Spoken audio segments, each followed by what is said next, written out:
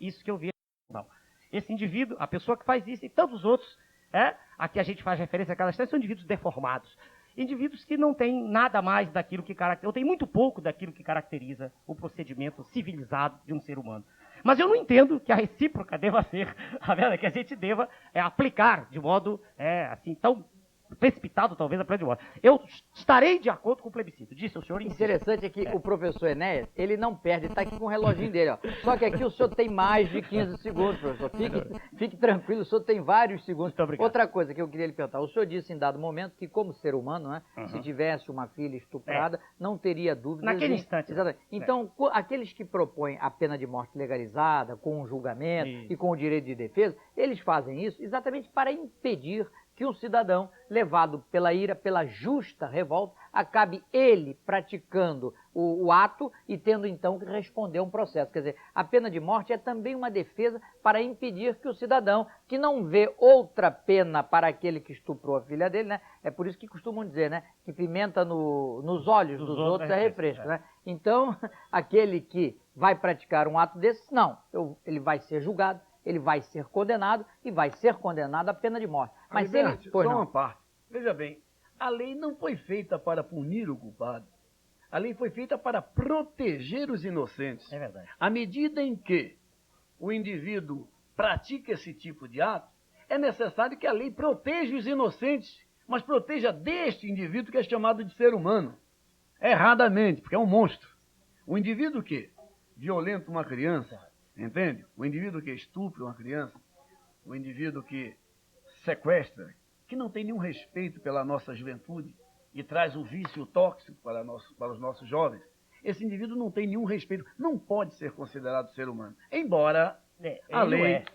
Mas ele não é. Eu vou dar só o nosso telefone daqui, porque a discussão, se o senhor puder colaborar e quiser também fazer suas indagações ao nosso companheiro doutor Enéas, 273-1313. Aliás, ele diz que eu ligo para ele tarde. Eu ponho até o relógio para despertar tarde, porque quando ele atende, eu já sei que ele atende. Enéas, eu digo a ele. Entendeu? Outra coisa, é importante, o doutor Enéas é médico, é professor de medicina, é professor de física, não é isso? De matemática, um homem muito culto. Então, quando ele me disse que a opinião dele não era muito favorável, não era por isso que eu ia deixar de consultá-lo. Não, aqui é um programa livre, é uma tribuna livre, em que nós debatemos todos os pontos de vista. Agora, como ele vai influir em milhares de pessoas, nós gostaríamos que ele repensasse. Quando não houver dúvida nenhuma sobre a prática do crime, quem praticou, a coisa de 4, 5 meses, um indivíduo, usando de um ardil aqui em Copacabana, deu um sorvete a uma menina de 11 anos, a menina... 4 anos. 4 anos. 4 ou 9... Era um bebê, ainda. Levou a menina para o aterro, violentou a menina, depois esganou a menina, claro, esganou com as próprias mãos, e depois tirou a barba para disfarçar a sua fisionomia e voltou a Botafogo. Não havia dúvida nenhuma, ele tinha feito a barba no barbeiro, o barbeiro reconheceu, o dono do bar o reconheceu, a mãe, a responsável da menor, a reconheceu, quer dizer, estava ali um crime monstruoso, não é? E confessou. Eu vi na televisão, praticamente, ou rindo, ou não, como se não fosse nem com ele. Então, num caso como esse, se o senhor, claro, o senhor já disse, se o senhor fosse o pai dessa criança, o senhor ia partir de qualquer maneira. Então, antes que o particular tenha que fazer isso, eu e o Sivuca, quando nós defendemos, nós somos contrários ao negócio de Esquadrão da Morte, contrários a essas mortes que andam aí, mas somos favoráveis à pena de morte legalizada. O próprio Código Penal diz o seguinte, que é excludente de criminalidade, ou seja, não há crime quando o indivíduo pratica o fato em legítima defesa. É a legítima defesa da sociedade. Imaginemos que essa menina, que tinha na época 4 anos, fosse dada a ela um dom divino naquele momento, de ser possuída de uma força extraordinária. Como é que o senhor acha que ela reagiria a este monstro, que insistem muitas pessoas em chamá-lo de ser humano? Para mim não é ser humano, é um monstro. O indivíduo faz isso com um bebê. Olha, eu fui assistir a autópsia dessa criança. Fui lá no IML. A criança ainda tinha órgãos de bebê, ainda não tinha passado da fase de bebê para a infância. Só quem não assiste uma monstruosidade dessa é que pode ficar Professor Enéas está aqui até... E o senhor é médico. Com o senhor a palavra. Os senhores me põem diante de uma questão de uma complexidade extraordinária. E eu tenho que reconhecer que, de quando em quando, a onda de revolta, ela também chega a mim como cidadão, sem dúvida nenhuma. Eu seria ingênuo e mentiroso se discordasse do que o senhor está falando. Há realmente uma monstruosidade dessas pessoas. Mas a questão é mais ainda... Eu tenho a impressão e aí é uma impressão, eu não sou autoridade no assunto e já disse diversas vezes isso, que o Código Penal poderia ser reformado. Veja o senhor, não faz sentido que esse cidadão que cometeu esse crime seja preso e logo a seguir seja posto em liberdade. Isso é um absurdo. Há tantas falhas no Código Penal que eu tenho a impressão que a simples correção imediata dessas falhas, quer dizer, o indivíduo, e a correção também do sistema penitenciário, quer dizer, ou seja, que todo o sistema em que a sociedade está mergulhada sendo corrigido, eu tenho a impressão que fatos desse gênero ocorreriam em muito, não digo que zerasse, porque eles não estão zerados também lá nos países onde há a pena de morte. Ninguém tem essa pretensão, a não ser que minta, um mentiroso surge aí e diz, olha, vou acabar com a violência em 6 meses. Aí o nariz cresce, que tira uma de hipnose, mas não consegue, não é? Mas diminuir-se-ia muito esse índice se, quero crer, houvesse uma reformulação mesmo em todo o sistema, que é o sistema penal. Eu insisto na tese, ao conceder por minha livre e espontânea vontade o direito da pena de morte, a meu ver, Vamos voltar depois, sentido. vai dar licença, nós vamos ao comercial que eles já estão fazendo. Claro. Mas vamos voltar depois a esse assunto. O senhor e está também... me pensando para eu... Não, ao contrário. Opinião o definida, senhor é um homem de uma rara cultura, muito obrigado, de uma grande inteligência, um homem aberto ao diálogo. E de uma velocidade ímpar para transmitir os seus pensamentos. Exato. Então nós vamos para o intervalo, mas antes queremos agradecer Pisos e a... É isso aí. Agora nós vamos ouvir. Aliás, tem mais algumas perguntas aqui. Ronaldo Tempone, da Rua da Liberdade. Quando o Saboia vai sair? Pelo que ele disse no dia 31 desse mês. A não ser que seja mais uma brincanagem, seja mais uma mentirinha. E o Elias já falei que já identificou a cabeça do tal sujeito. Mas, doutor Aliberti, parece que Estão chegando perguntas nosso aqui irmãozinho... para o nosso amigo doutor Enéas. Lúcia do Leblon, para o Enéas. Ela pede para fazer uma análise deste novo plano Brasil Novo. Nós vamos fazer o seguinte, a questão da pena de morte, nós vamos convidar o professor Enéas para outro programa, a fim de que ele possa também abordar essas perguntas sobre lei de economia e plano Brasil Novo. Professor Enéas, todos nós sabemos que a segurança não é só a questão de polícia no sentido pega ladrão, mas é também no sentido de transporte, no sentido de casa própria, no sentido de comida, alimentação. Então este plano procura impedir os aumentos nos supermercados. Eu estive no supermercado ontem com a minha esposa e já vi algum desabastecimento no supermercado. E li até que é possível que haja alguns aumentos. Hoje, por exemplo, a cerveja aumentou, ontem ou anteontem o pãozinho passou de R$ 1,90 para R$ 3,20. Então, como o senhor vê, eu gostei do plano no seu quase todo. Eu só não gostei de saber que aqueles indivíduos que amealharam grandes fortunas e muitas vezes até especulando, podem tirar 20%. Por exemplo, eu li no jornal que o Hermílio de Moraes tem 1 bilhão de cruzados, 1 bilhão no curto prazo, no fundo de curto prazo nominativo. Então ele poderia tirar 200 milhões. Ora, quem pode tirar 200 milhões, evidentemente terá muita facilidade para vencer 1 ano e 8 meses, o que realmente não acontece com algumas aposentadas. Sei que o governo já está tratando disso para impedir esse desajuste e que os bancos não estão colaborando, ao contrário, alguns estão até sabotando. Mas, em homenagem à dona Lúcia, fugindo um pouco, qual é a sua opinião? Está aqui, com a letra dela, um presente para o senhor. Como é que o senhor vê isso? Muito obrigado, dona Lúcia, pela frase e pela satisfação. Ela lhe manda até um abraço aí. A satisfação que a senhora declina aqui, estar observando novamente o nosso pronunciamento. Observando, de estar assistindo ao pronunciamento. Eu queria dizer o seguinte, cabe a todo cidadão brasileiro agora evitar, no máximo, fazer qualquer tipo de pressão. Essa é a minha opinião. Em tendo sido deflagrado um processo dessa monta, é fundamental que ele dê certo. É fundamental, porque se não der vai ser muito pior. Muito pior. Estamos torcendo para dar certo. Então é preciso que dê certo, claro. Agora, essa é uma questão. Outra é um aplauso cínico, veja bem, sem que seja feita nenhuma consideração sobre o que está aí ocorrendo. Eu discordo, já disse também para o senhor Aliberti, se ele me convida, sabe exatamente o que eu vou dizer, eu discordo, perdoe-me os senhores cidadãos, do modo como a coisa é apresentada. Tem-se a impressão que os culpados pelo caos em que o país se encontra ainda, se encontrava e se encontra, que os culpados são cidadãos de classe média. Eu discordo totalmente disso. Uma pessoa que tem uma conta num banco, uma conta, e há N pessoas aí que podem testificar o que eu estou dizendo. Uma conta com 130 mil cruzados não é um indivíduo rico, de forma alguma.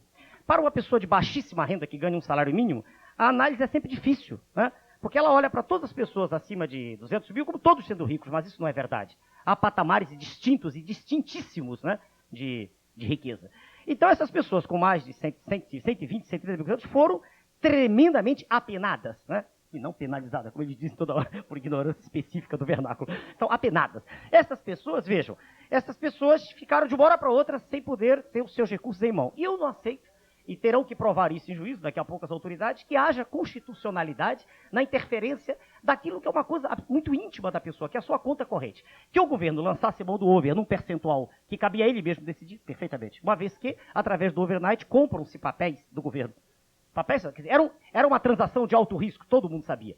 Mas também assim, ainda digo que cidadãos de classe média faziam isso como defesa, eles não tinham mais o que fazer. Quer dizer, a medida pegou o joio e o trigo, pegou tudo junto. E se ela der certo, ótimo, e ela tem que dar certo. Eu não estou dizendo aqui que se lute, também porque não há como lutar. Também porque é tolice querer lutar. Aí está estabelecida a medida e o que deve ser feito... Eu ouvi um deputado dizendo, inclusive, na discussão de alguns líderes, que ela devia ser exatamente assim, ela devia ser seletiva. Ainda hoje, aqui na estação, um cidadão de nome Luiz Alexandre da Costa me mostrou uma ação revisional que ele ganhou na 6ª Vara Civil, porque sendo aposentado, ele estava ganhando aposentadoria menor do que ele merecia. Então ele lutou anos a fio na justiça e ganhou a revisão. E o INPS, então, depois de muitos anos, pagou. E ele, precisando comprar remédio, quando ele pegou o dinheiro, foi e colocou no Banco do Brasil. E agora ele não pode tirar. E ele colocou porque era uma maneira de se defender. Exatamente. Ele defendeu. Qual nós tê-lo-ia feito que tivesse recurso? Estava cheio de remédios. Não, eu acredito, veja o senhor, que a medida ela foi tomada de modo drástico e é natural que haja uma ou outra revisão. Por outro lado, Sua Excelência, o Presidente da República quer que o processo seja aprovado como um todo, né? Como um todo, como um bloco. O que, quero crer, está criando uma série de situações de difícil solução.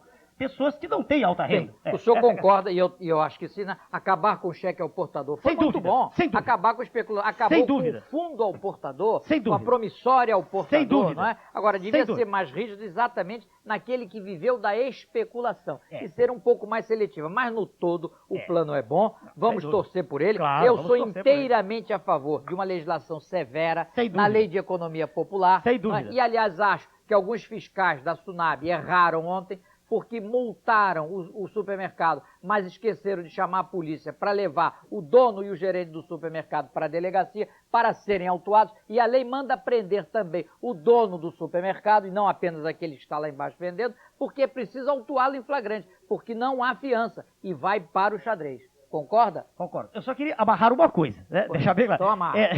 Porque está errado dizer-se, de forma tão bonita na televisão, que não houve confisco. Peraí. Eu insisto, uma conta bancária que eu tenho ou qualquer cidadão tem é algo particular. É algo que ele maneja e não está fazendo isso com o governo. Eu não consigo aceitar que haja o direito do poder constituído, a não ser de acordo com aquela tese que eu defendo sempre, de que todo Estado é uma ditadura. Aí sim, em sendo assim, que o governo tenha o direito de ir lá na conta particular do indivíduo lá e apropriar. Eu não aceito. Depende da conta. A conta particular, ele com um banco privado. Se a conta particular está provada que esta conta foi amealhada na base da especulação e da fraude, eu sou inteiramente favorável até que ele confisque mesmo. Com a palavra, confisco. Um minutinho, mas não houve discussão prévia quanto a isso, não. Todas as contas, todas foram remuneradas. Eu tenho a impressão que se houvesse uma discussão prévia, o sucesso não seria. Sem dúvida também. Não, eu só quero dizer mas que... o governo está disposto a ir consertando, ele já está admitindo. Mas nós vamos voltar aqui, professor, não só isso, com uma pena de morte. Olha, estão chegando várias perguntas querendo Silvino a volta Lobo. à pena de morte. Abraço para o Sivuca falar mais sobre a pena de morte. Pena de morte, claro. Pena de morte. O Emer não é fácil. Não, mas... Outro, Sivuca. Dar um... O quê? Dar o quê? Prosseguimento com mais detalhes a respeito dos hóspedes do Hotel Paraty. Não é Hotel Paraty, é o Hotel dos Pescadores em Paraty. Ele trata muito mal os hóspedes, inclusive alguns que são membros da ALAN, uma sociedade de funcionários da Petrobras, e que não sabe por que ele está praticando o inadimplemento contratual. À medida que os hóspedes chegam ali, ele expulsa, simplesmente expulsa. E disse que argumentou o seguinte, que um rapaz de 6 anos, meia dúzia, um rapaz de 6 anos de idade empurrou a filhinha dele de 5. E por isso ele não permite mais a entrada dos hóspedes que estão ligados ao ALAN.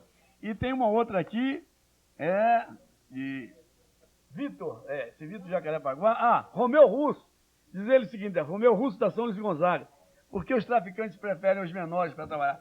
É óbvio, Claro. o menor é inimputável, consequentemente fica muito mais fácil para ele lidar. O menor não tem vontade própria, o menor não se autodetermina, consequentemente ele é conduzido a exemplo do que aconteceu com aquela menina. E aí está um aspecto, professor Enéas, em que eu também sou a favor da pena de morte. Aquele que veio, eu trabalhei na delegacia de entorpecentes e saí de lá com a minha pressão elevada, de ver o número, é verdade, o número de jovens viciados com esses canalhas que não têm o menor respeito a ninguém, que vendem tóxico na porta de colégio, que vendem tóxico entre as balas, que vendem tóxico com o pipoqueiro, quando não é o próprio falso pipoqueiro, não o pipoqueiro, porque o pipoqueiro vende pipoca, o falso pipoqueiro, e aqueles que usam menores no tráfico de entorpecentes. Estes deveriam ser condenados à pena de morte. Aliás, o presidente Bush dos Estados Unidos pediu agora ao Congresso, exatamente para, aliás, pediu a todas as câmaras estaduais também, porque lá a legislação não é como no Brasil. Olha, o Luiz Carlos de Vila para Isabel, que a pena de morte seja mais severa. Luiz Carlos de Vila Isabel disse que a irmã dele foi roubada do carro, lá no estacionamento. Pena de morte, peraí, nem tanto ao mar, nem tanto à terra. Pena de morte, Mas é o povo desesperado. Veja bem, o povo efetivamente já está desesperado.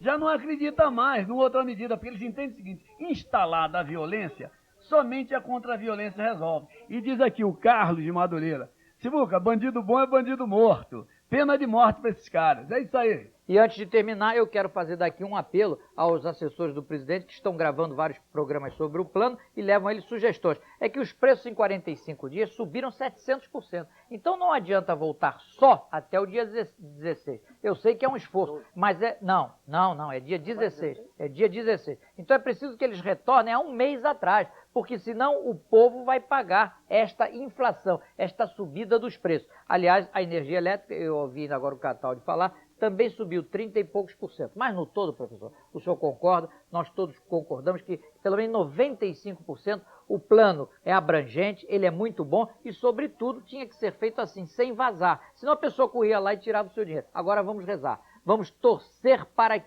dê certo.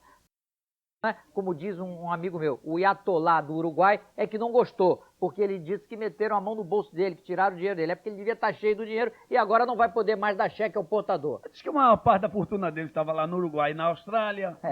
É pena que não tenha lá também um plano como esse. Professor, muito obrigado por sua vinda aqui. E para se despedir, que nós estamos em cima da hora. O microfone é seu para se despedir. Não, muito obrigado ao convite. Muito obrigado, senhor. Muito obrigado aos telespectadores. Segue Rio, gente.